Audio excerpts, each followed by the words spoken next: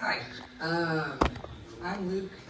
I channel, which pretty much just means I like speak from the heart. I allow the heart to speak through me. Um, so I thought, the holidays are coming up. Something I can talk about is feelings. And I think when we think about our feelings,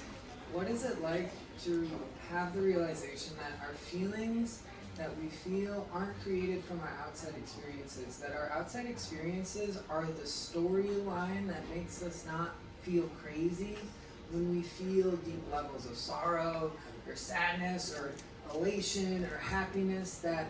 the universe or life gives us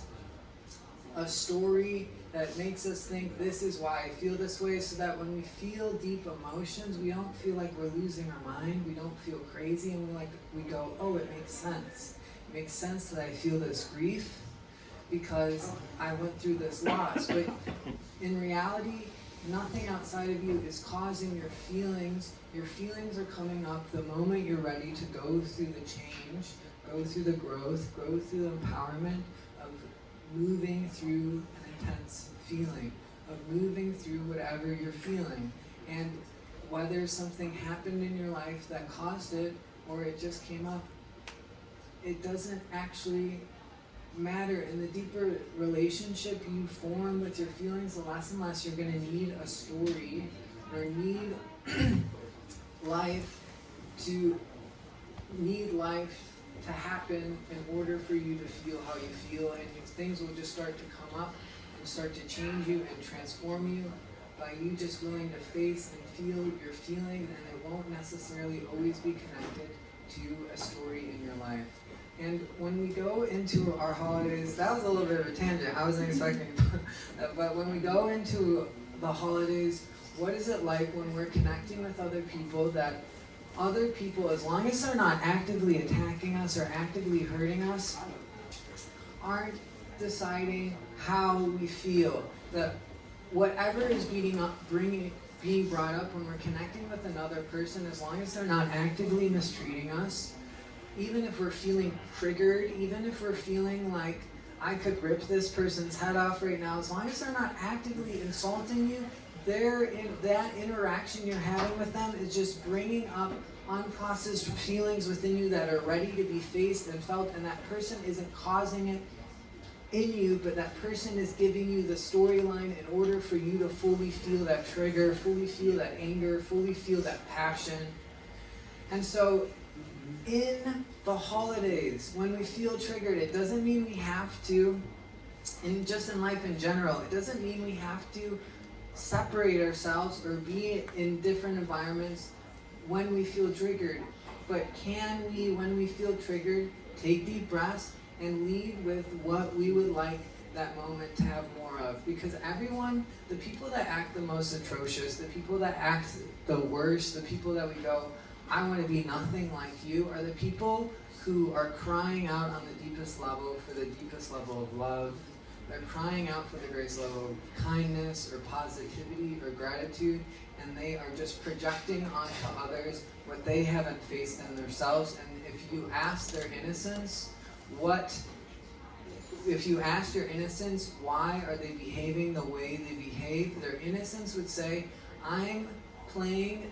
out the experience. I was first the victim, now I'm the predator, and consciously I'm hurting or consciously or unconsciously I'm hurting others so I don't feel hurt.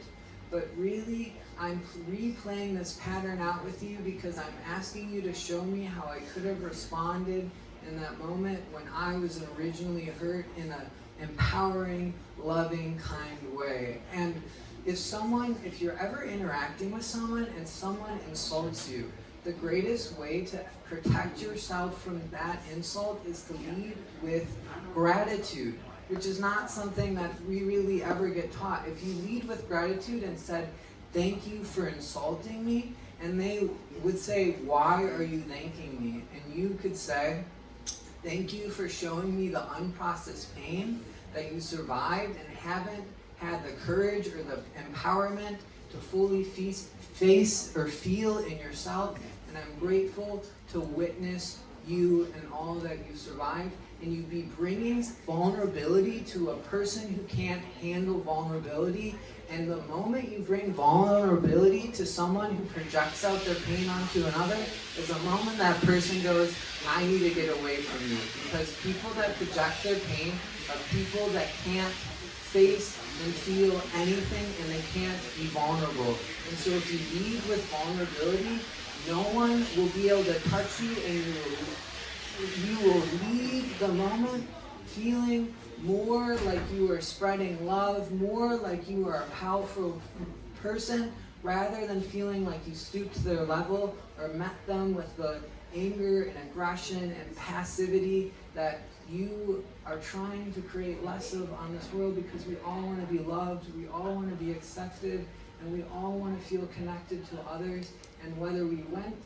grew up in families that are loving and accepting, or families that took out their pain on us more than we would have liked, can we give the gift of,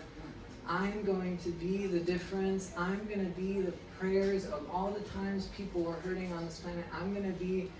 to the best of my ability, the answer to that, and I will lead with what people are lacking. And if people are lacking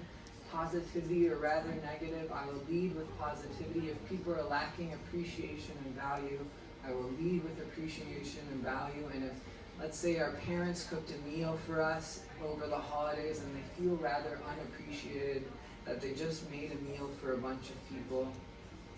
and no one's saying thank you, can we say thank you for making a meal? And I'm going to point out more of what I like in you in this moment, more of all the things you've done right in this moment, as a way of helping you feel better, because people that are negative are often just showing you how overlooked they feel. And if you take a moment to say, thank you for this gift or this meal, thank you for this gift of all you have given me, and I want to give you a gift of telling you everything I appreciate about you, as a way of helping you remember how amazing you are in my life. If we do this, and this is something new to me, I just thought about this tonight, but if we do this, and if we lead this way, we'll start to realize people will start to behave